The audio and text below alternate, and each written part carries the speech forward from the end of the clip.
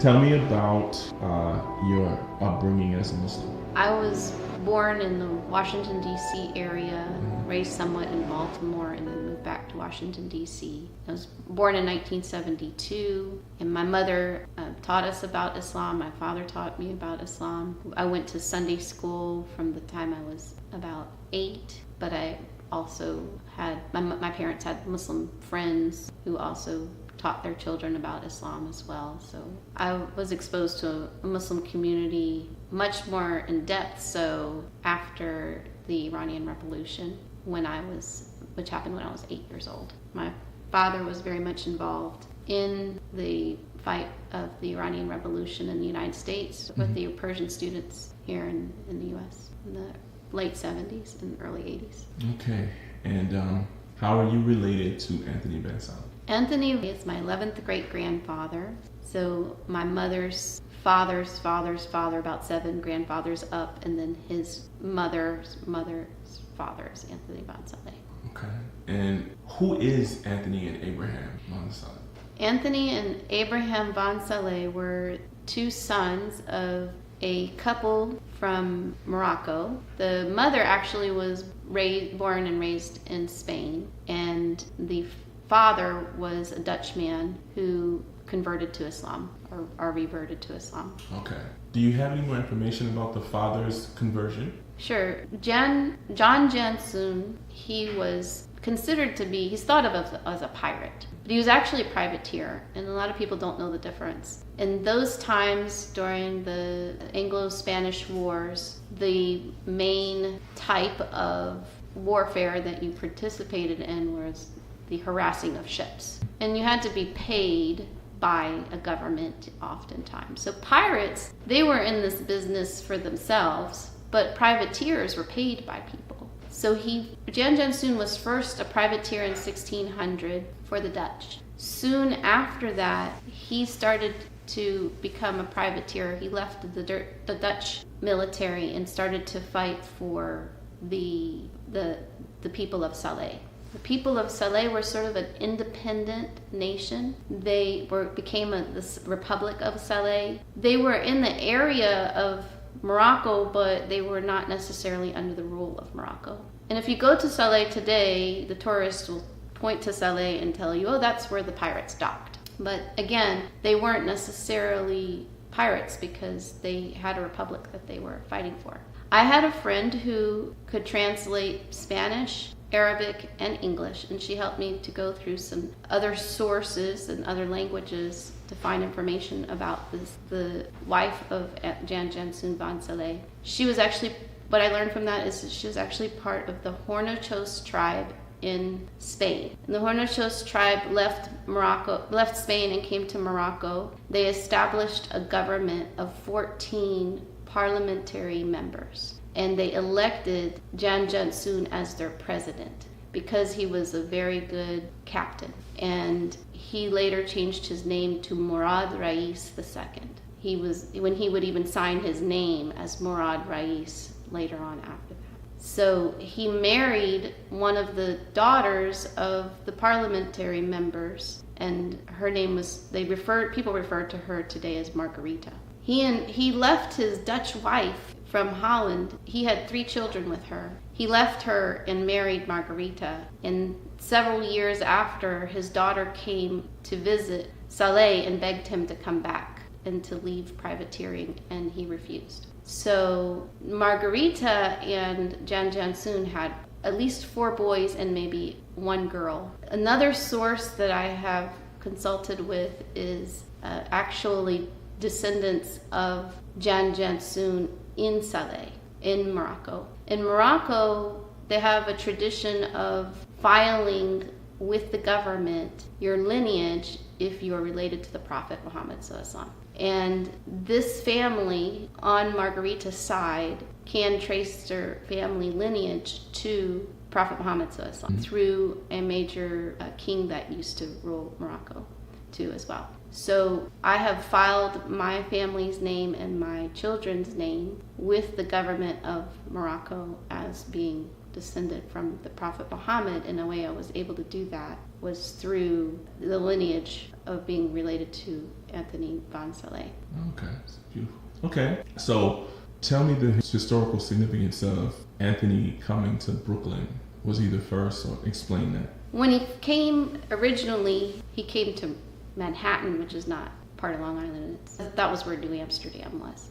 There were 300 families that lived in Manhattan. They came here with the Dutch West Indies Company, which is a fur trading company. And most of the people that came were merchants. They were traders, they were investors. So when they came around early 1600s, 1620, 1624, they needed protection. They were very much close to the sea. New Amsterdam's right on the water. That time, like I said, the major source of warfare was harassing ships.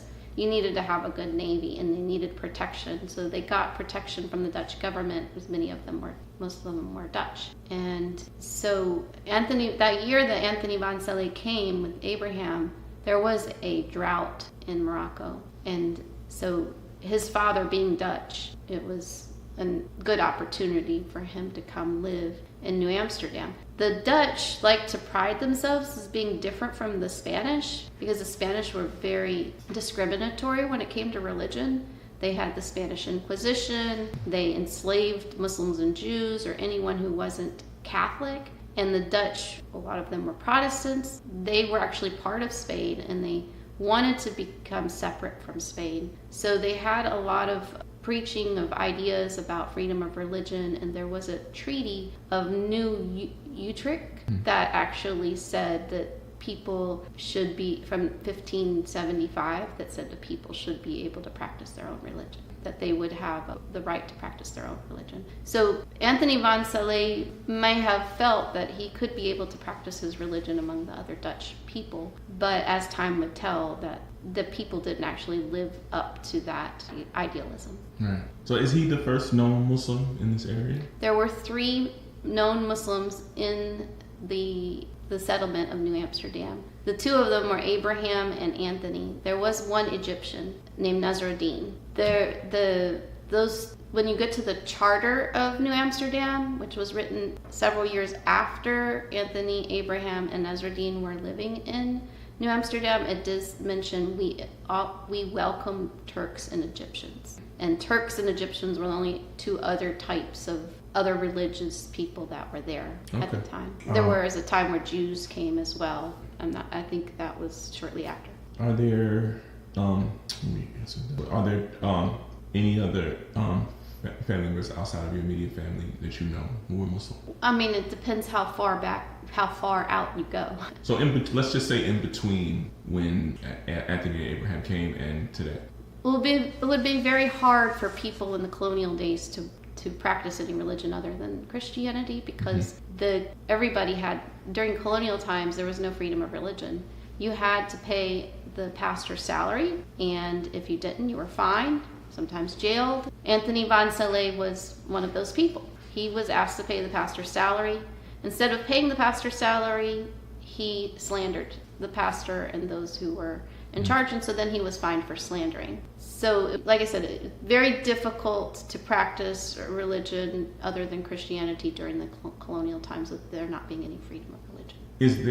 Do you have any information about how he navigated that? He didn't navigate it very well, because I read one place that I don't know exactly how many court cases there were, but out of several court cases, let's say 43 court cases I read in one place, 15 of them at least, he was the defendant. So people picked on him. They saw him as Muslim. They called him the Turk. They accused him of things he probably didn't do, and took him to court all the time. So he had a very hard time, and he was definitely a target of Islamophobia throughout his whole life in New Amsterdam. Okay, that's a good answer. Any triumphs that you can recount as well, or anything you noticed in terms of things that you think he was successful at doing? He was a very successful investor. He had several pieces of land. He also was successful at one point in negotiating on his own behalf, or advocating for himself, because he, at one point, after all these court cases, he was seen as a troublemaker,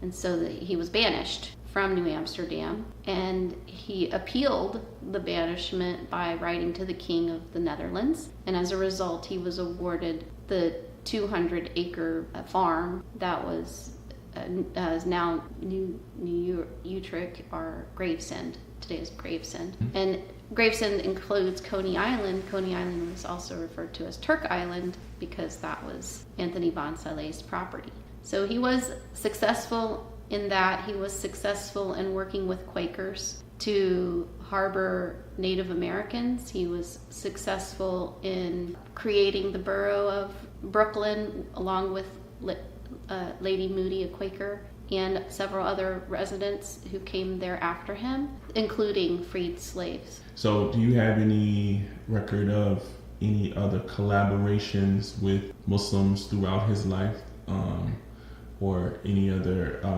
even calling to Islam, anything like that? Any record of kind of bringing more attention to, what he believed and that kind of thing? Well, although he wasn't able to teach his children Islam, he was able to pass down the concept of the one God and pass the Quran down in the family until 1925.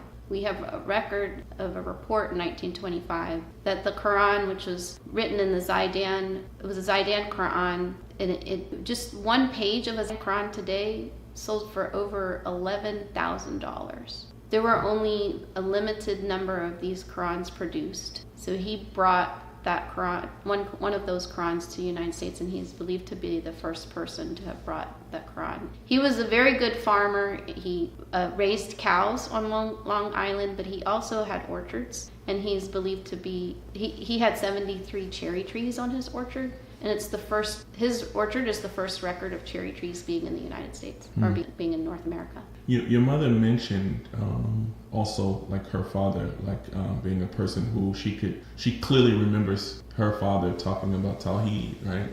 And you mentioned his passing it down. You have any other instances where throughout the family where you see this being transferred, even if it's not in the form of like Islam from a technical religion, but more from a belief and a tradition standpoint? Well, there are sort of hypotheses based on what I have looked at. There are two graves. One is of Edward Spragg in Iowa, and it has the one finger. And then there's another grave of Captain Thomas Spragg, who fought in the Revolutionary War. And his grave appears to have a Kaaba on top of it. I looked up these symbols, and a lot of the symbol of the Kaaba especially is often associated with Masons. And it may be that people who didn't believe in the Trinity could practice some of their faiths in a Mason temple, or was more private. And I think that's my hypothesis, is how they were able to pass down the Tawheed was either through oral tradition in the family or through Mason temples. I'm not sure how else, but that's what my theory about it after I look into the graves and those sort of things. Okay, that's great. And then how does it feel for yourself being a part of, knowing that you're a part of a family with a very early American Muslim ancestor? When my mother told me this story and I looked it up to check it for myself, it really changed my life. Because all my life I was the child of an Iranian revolutionary, and I was very much felt to be an other. We would even refer to non-Muslims as those the Americans. We would never refer to ourselves as Americans.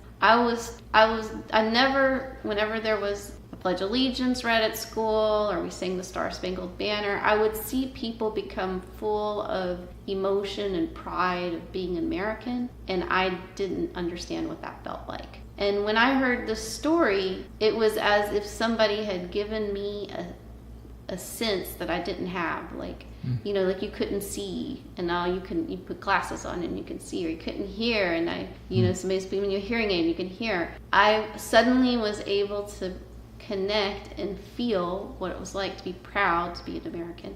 And I learned that to be American doesn't mean that you have to connect with the typical narratives of the Mayflower and Plymouth Rock and these things. I learned that the American story is really made up of so many diverse narratives, and we really have to learn those diverse narratives, because if you don't tell your own history, somebody will tell it for you, and it probably won't include you. Yeah, definitely. How did Anthony Van Salee's Muslim faith influence his life in the New World? How did his faith influence his life? Well, he faced a lot of Islamophobia, for sure.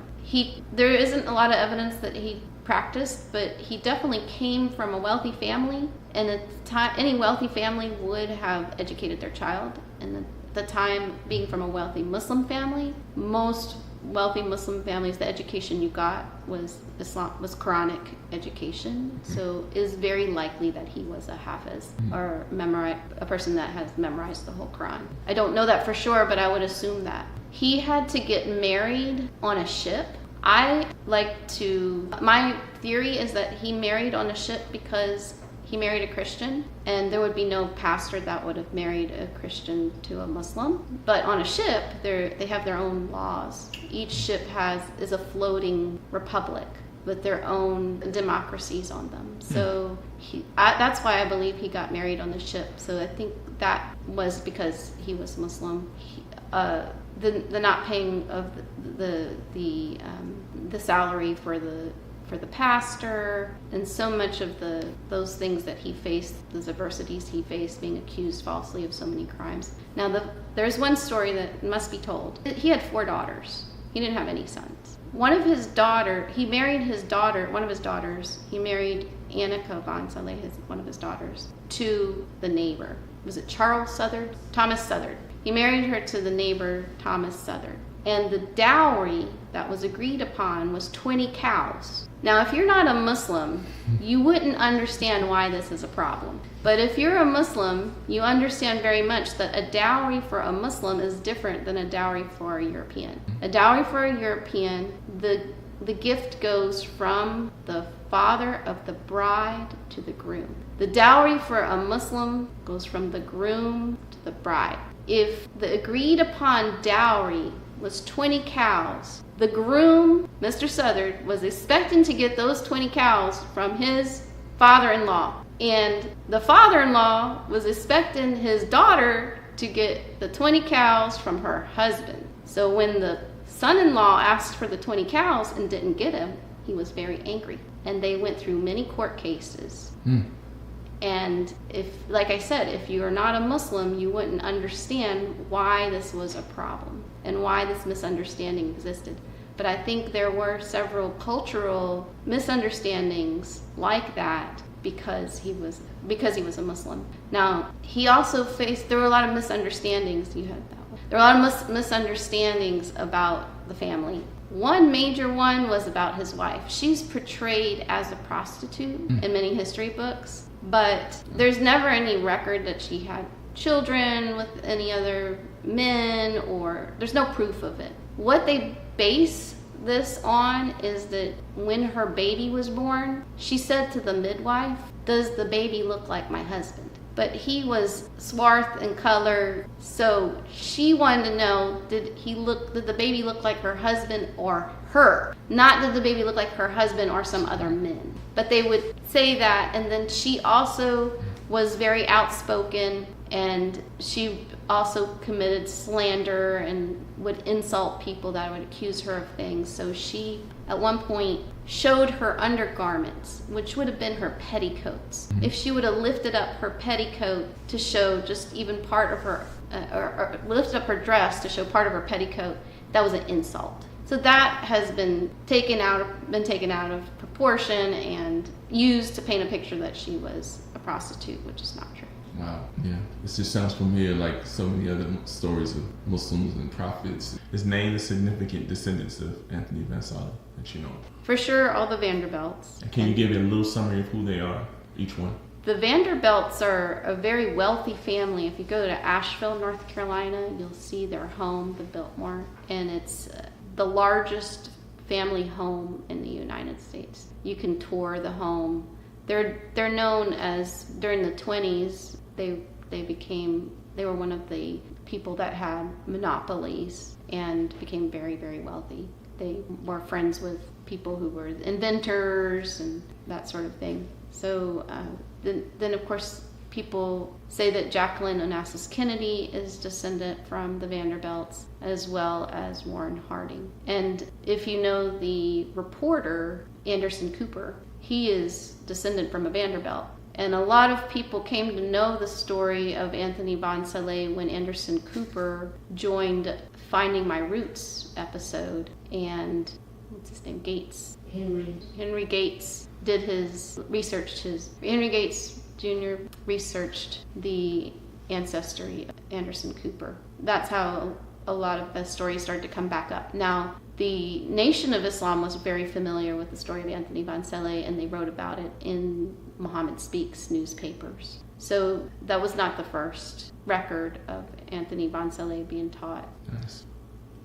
Okay, so another thing I have is, what impact did Anthony von Salee have on the local community and economy of New Amsterdam? He was a big investor, so just like what any investor would have an impact on the area, bringing wealth to the area. Okay. How has your family preserved the memory and legacy of Anthony von Salee over?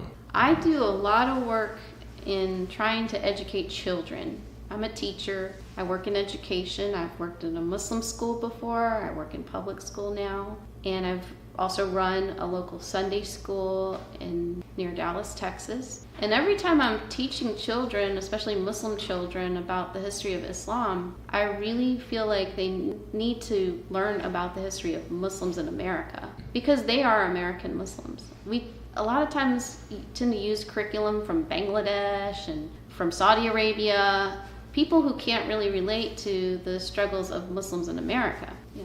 So I worked with Brother Muhammad Al-Ahari to write 3 volumes of textbooks for children called Islamic American Heritage. Mm-hmm. Definitely was also inspired by Brother Amir Muhammad. And when I saw his museum, I just fell in love with all the work that he's doing. And so I worked with Brother Muhammad Al-Ahari to create these very child-friendly books for teachers to use. And I also go around and speak at different mosques about the stories of Muslims in America. And I have had a podcast that I've done the podcast is Did You Know? Mm-hmm.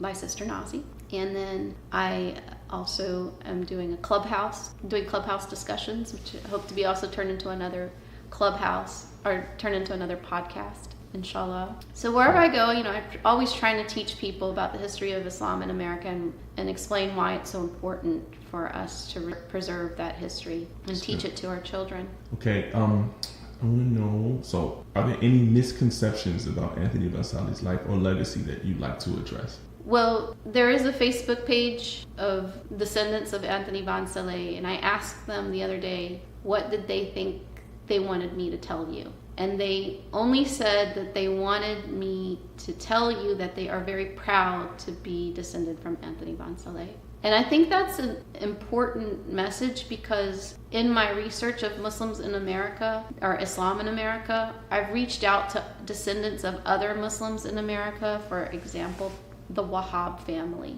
in Ocracoke Island. And they were very offended for me to imply that they may have been descended from a Muslim. And you'll go to some of these pages of family history, and they're trying to find any kind of way to prove that either their ancestor converted, or that their ancestor wasn't really a Muslim, or that this was all a lie. So I think the fact that these people that are in this Facebook group are actually proud to be descended from a Muslim speaks volumes. Right. Okay. And I think about my last question, and you can give me any other contributions, are how do you think that Anthony von Salee's story contributes to our understanding of religious diversity in early colonial America? Well, I think it just contributes to the diversity of the narratives of how people came to America. We need to start giving credit to all of the narratives and contributions of the enslaved people, the narratives and contributions of the Native Americans who were already here, the narratives and contributions of the merchants, of the salesmen. We have stories of the tamale salesman who traveled to America from the West. We have stories of indentured servants. There's so many different ways that people came to America and for different reasons, and we just need to recognize and diversify those stories so that people can feel included in the American history. I do want to say one thing. When you're talking about misconceptions, there's one misconception. A lot of people, when they talk about Jan Jansoon, they say he turned Turk, which is also interpreted to mean he became Muslim in 1618. But that was well after he would have married a Muslim person. So I think their misconception is that when he was captured in the Canary Islands at that time, he told the Ottoman Sultan that he would fight for him, because if you were captured, you have to give something to be free. So he told him he would fight for him for his freedom. So that's when, after that, he started to sail for the Ottoman Empire rather than just the Salee Raiders, which the town of the Republic of Salee. People interpret that as when he became Muslim, but I think you'd have to say that he became Muslim closer to 1600, 1605, something like that, because he was married to a Muslim woman. There are a lot of stories that Jan Jansoon's crew had to be Muslim. Now, Jan Jansoon wasn't the only privateer that turned Turk, the only European privateer that turned Turk. One of the most famous privateers that turned Turk was John Bertie, who's also known as John Sparrow from the movie Pirates of the Caribbean. There were several from many different European countries that had turned Turk. Right. And for the audience, again, turned Turk means that they went to go work for the Ottoman Empire and thus became Muslims. Okay. So interesting. Okay. Any comments or any information you'd like us to know as we end this? One of the things we didn't say about Abraham is that Abraham was married to a lady from Sudan, and his child was, of course, of color, and his wife was of color. And there is a will for Abraham, and the will leaves his wealth, which he would have been a pretty wealthy person, to his son, who was of color, which was very unheard of at that time. It was sort of the talk of the town for him to have left his wealth to this person. So that's very remarkable. Some people say that one of his descendants became one of the first people of color to become a doctor. I don't have that line of ancestry, but that's some part of oral history that is definitely told.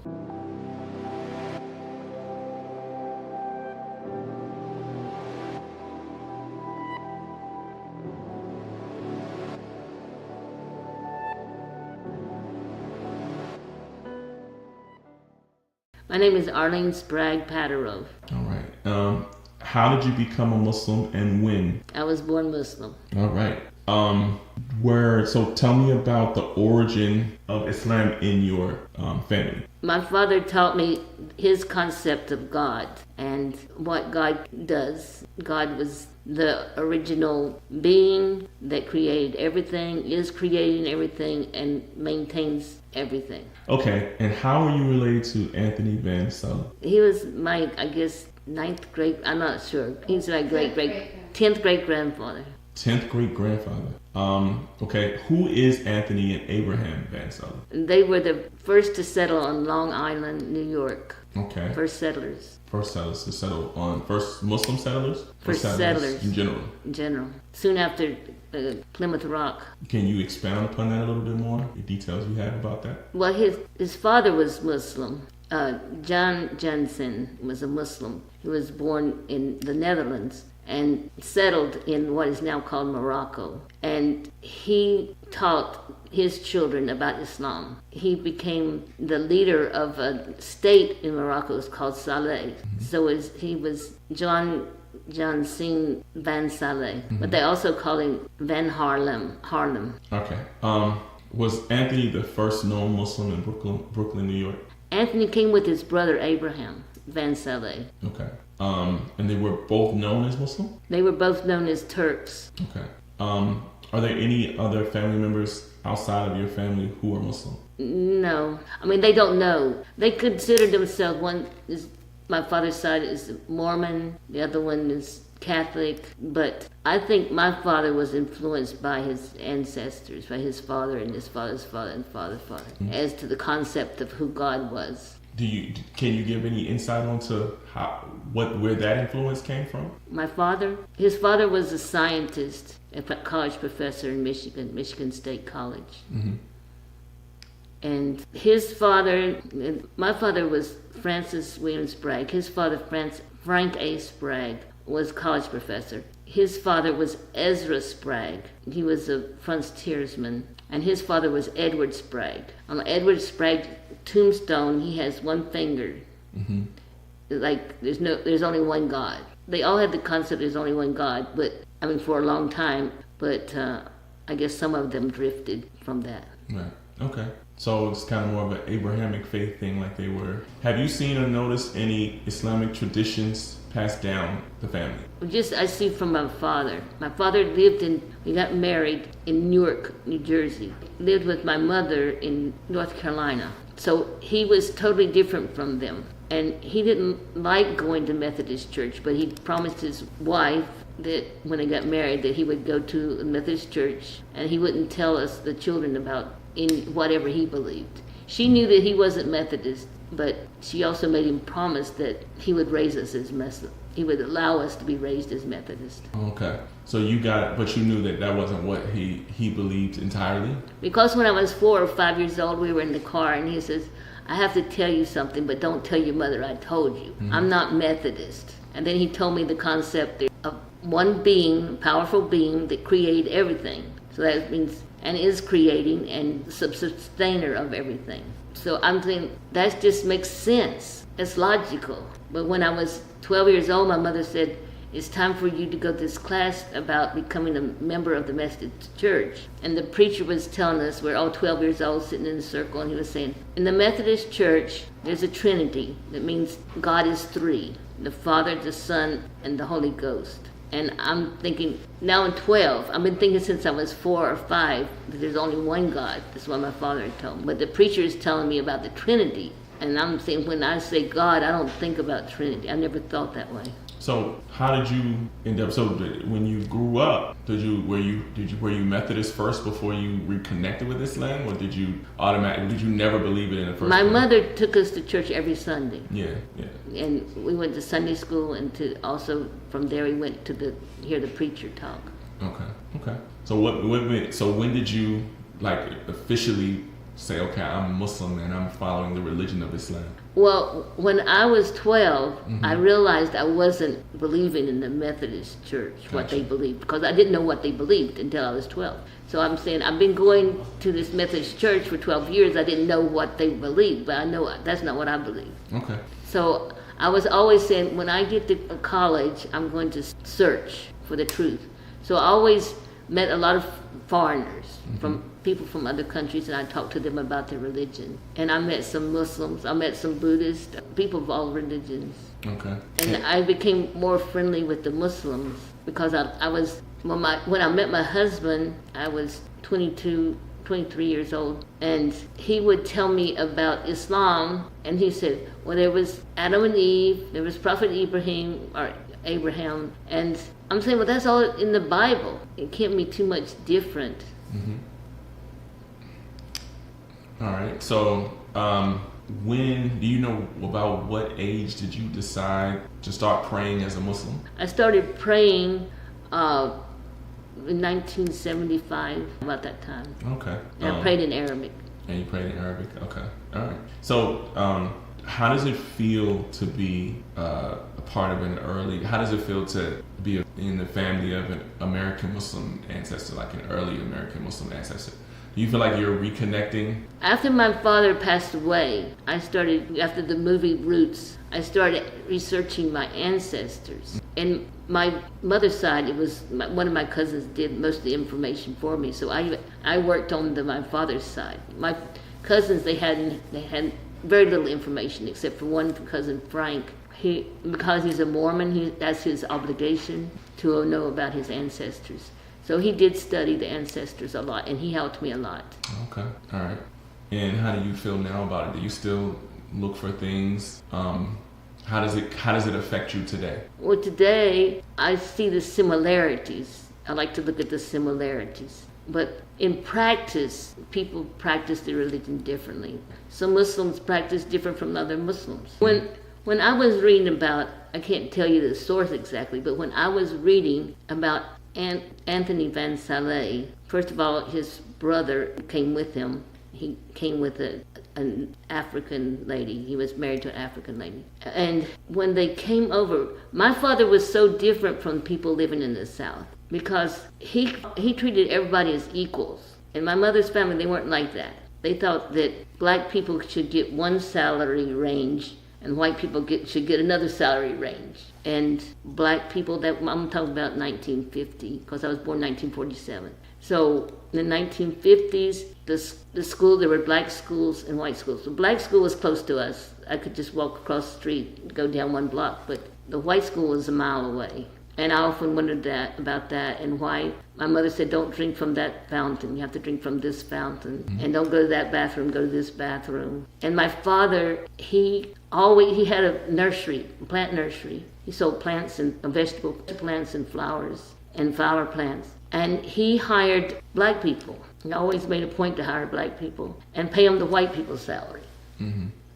My mother didn't like it, and they constantly argued about that. He fed people. He would allow the employees to come into our house and eat, and my mother didn't like it. And it was like unheard of. You don't invite them to come in and eat. You give them food on the patio. And you can take the food out to the porch and give it to them. And he also was in charge of the grave. He was in charge of the graveyard at my mother's church, and there were a lot of slaves going to that church during the time of the Civil War.